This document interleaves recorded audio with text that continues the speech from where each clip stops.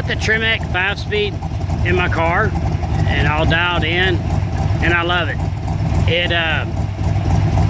Getting on the freeway, it feels great. You know, I go on there in 4th gear, and after getting on the freeway for a while, I put it in 5th gear overdrive, and it drops those RPMs way down, and I feel like I could cruise a long distance with that.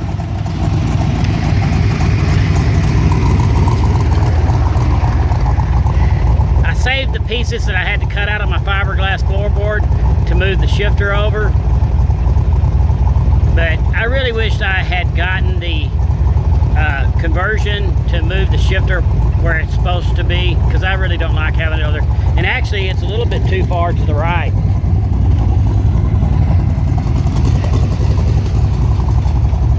Crazy. If it had been made that much offset to the left, probably would have came out just right.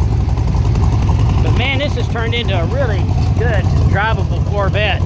You know, people are taking these cars and doing major resto mods and trashing the frames and stuff like that.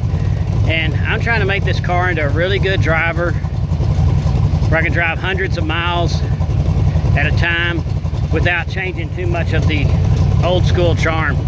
I like old and simple. That Tremek 5-speed was a big ticket. I like the small block. This car had a big block in it. Another good one is the Ferguson integrated power steering box. It's got a quicker ratio. The feel of it is a lot better than the original. And I've also gone with a little bit smaller diameter steering wheel. That is a Grant 930. It's got a little bit fatter ring. Makes it easier to get in and out of. Like I said, the car's much more enjoyable to drive.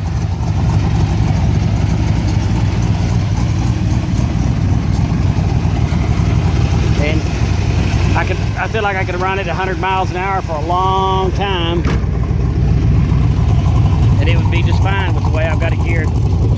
Take it for a little ride. Seems like I never have anybody to film, and that would help a bunch. And it's a humid day. My gauges are foggy.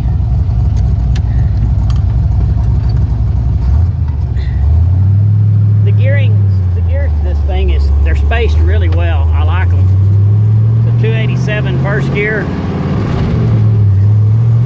and it's always ready to take the next gear. Each gear is just the right amount apart.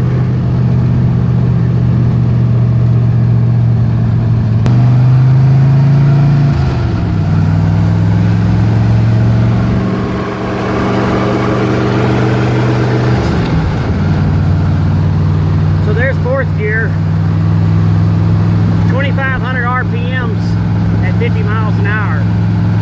Keep in mind I have a 411 rear gear in the back of this car.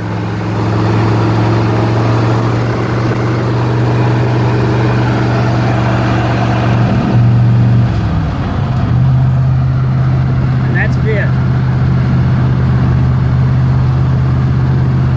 2,000 RPMs at 60. And my speedometer's accurate in this car.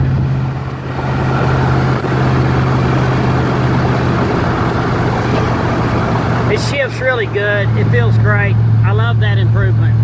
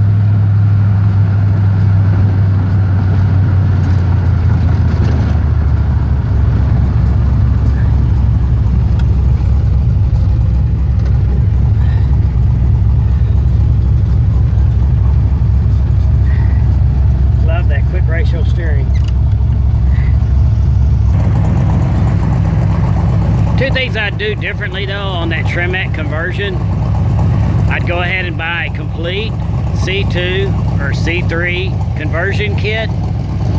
I only saved maybe $300 by running all over town and getting all the parts myself to make it work. And the conversion kit already comes with the shifter that's moved over where you need it to be.